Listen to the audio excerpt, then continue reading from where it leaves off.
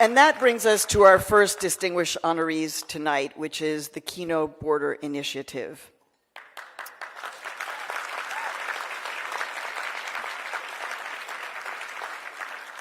What I love about the Kino Border Initiative is the fact that it was grassroots created. This was not a 5-year strategic plan with a, it was an organization that was, nació del corazón, right?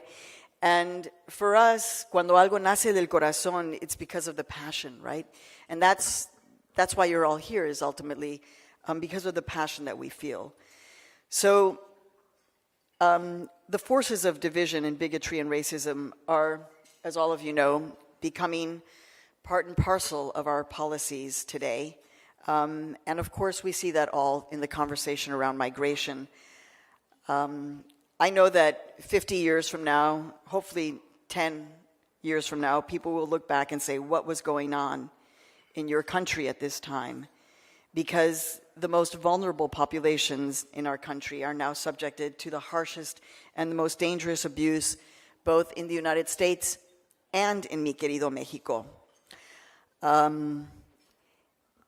I always am shocked when I fly into Mexico City and I'm seeing all of those great videos showing how Mexico now has their border agents on ATVs, as if this is, what we do. So it's a complicated issue. And there is a tremendous amount of shame and silence about the stories of what happens on the border. But the Kino Border Initiative stands at the front lines, right there. The U.S.-Mexico border divides the city of Nogales into two, the Arizona side and the Sonora side. And since 2009, the Kino Border Initiative has worked on both sides to promote humane, just immigration policies. I don't think that they imagined that in 2017 they would be having to do the work that we all know is occurring. We never imagined this. The initiative is made up of 6 Catholic organizations in both the United States and Mexico. They provide shelter to those who are on their journey north and to those who have just been deported from the United States. What they see on a daily, and that's why I love them so much, because they continue even in the face of witnessing trauma on a daily basis. Because when people arrive confused and scared, the Kino Border Initiative gives them food and shelter. When people arrive dehydrated and injured from trying to cross the desert, the Kino Border Initiative gives them un abrazo and first aid. The Kino Border Initiative is their witness, and it is, in many ways, their lifeline. Beyond this crucial humanitarian assistance, the Kino Border Initiative reaches out to create greater understanding, which is a central point of what I do, the dialogue. So they go actively into churches and into schools to talk about la realidad de la frontera, the reality of the border, and why no one really wants to leave their homeland, but there are many issues that drive us to migrate. So they host immersion experiences so that U.S. citizens can share a meal with migrants, and in the seeing themselves and the people most unlike them, they can learn from them. I love deeply what Kino Border Initiative does on a daily basis, because it's not only the giving of the abrazo and it's the giving of the calm, but it's also research and advocacy, exposing the crimes that migrants face on their journey, the dangers of kidnapping, sexual assault, extortion. And this year, WOLA partnered with Kino on a report exposing the lack of justice for migrants in Mexico and the links between government officials and criminal networks. WOLA and myself is proud to recognize the Kino Border Initiative for their courage, their compassion, la compasión y el compromiso, their commitment to justice, by presenting them with the 2017 WOLA Human Rights Award. Please join me in welcoming Executive Director Father Sean Carroll and Sister Alicia to the stage.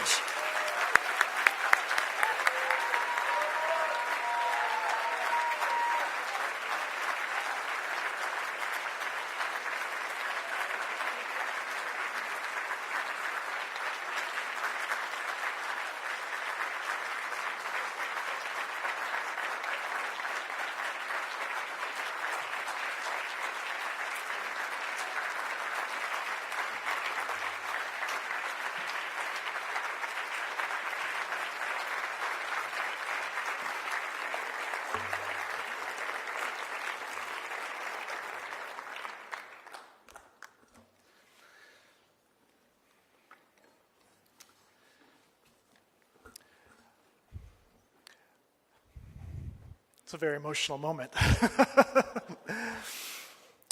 On behalf of the Kino Border Initiative, we thank the Board of Directors and staff of the Washington Office of Latin America for being one of the honorees to receive the Human Rights Award for 2017. We are humbled. We are grateful for this wonderful recognition of our binational work on the issue of migration along the U.S.-Mexico border.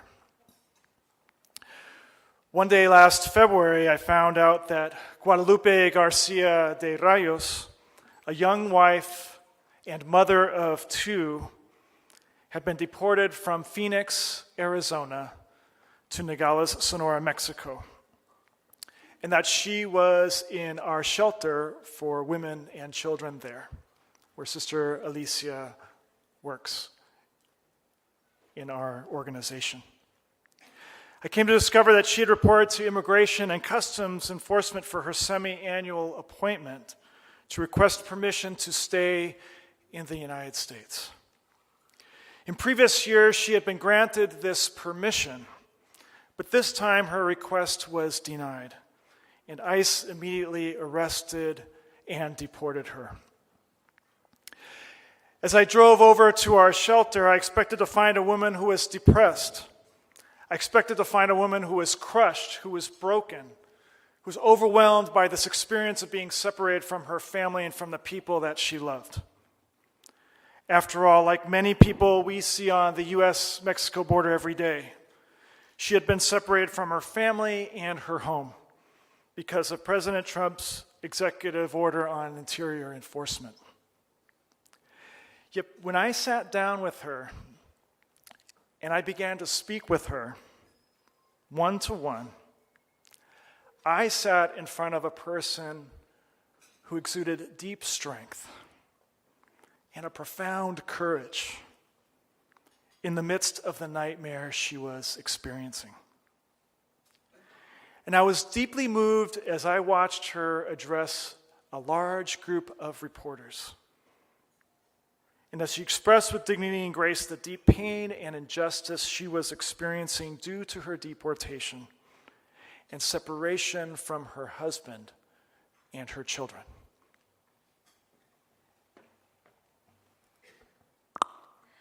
Hace 3 años conocí a Hortensia, una madre indígena de Oaxaca que llegó a nuestro albergue después de hacer 5 intentos para migrar a Estados Unidos. Ella quería trabajar para ganar dinero suficiente para curar a sus 2 hijos que están enfermos.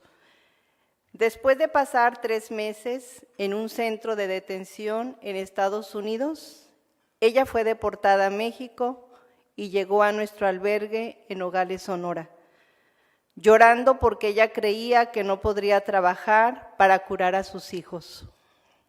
Sin embargo, al llegar al albergue, ella trabajó por 1 mes en nuestra cooperativa, en la que mujeres migrantes hacían aretes y pulseras tejidas a mano, que vendían a grupos de visita. Ella regresó a Oaxaca y desde allá nos manda blusas que ya sabía bordar, y las seguimos vendiendo en nuestra cooperativa hasta el día de hoy. Y de esta manera la apoyamos para que ella cure a sus hijos y gracias a Dios los 2 niños están recuperando su salud. A lo largo de estos años me ha conmovido mucho la vida de Hortensia por su gran valentía y fortaleza y su capacidad de trabajar para salir adelante y hacer todo lo posible por curar a sus hijos.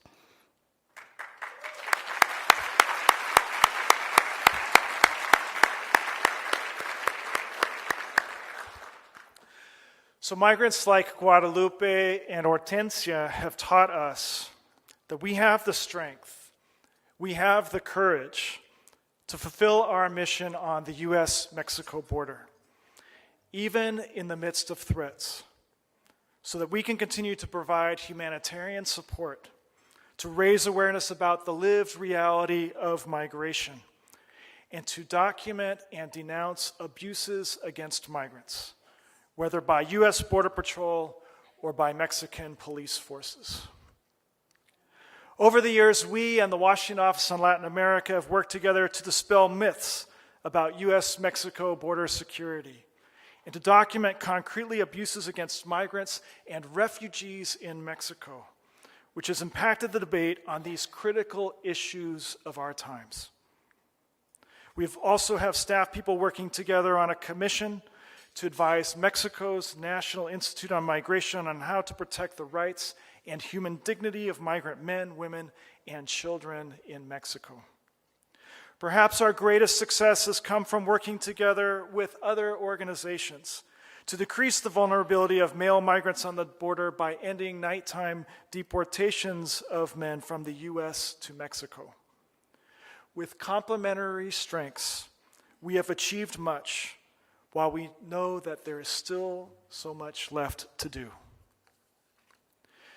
During his visit to the U.S.-Mexico border a year ago, February, Pope Francis said this about immigration around the world. This crisis, which can be measured by statistics, we want to measure by names, stories, and families. This is what the Kino Border Initiative tries to do every day: provide aid, educate, and advocate, to help make visible the migrant man, woman, and child, to change minds, hearts, and policies so that the migrant's God-given human dignity will be valued and respected. This award, with which you honor us this evening, this great work of the Washington Office on Latin America, and your presence here this evening inspire us to continue along this path. Thank you.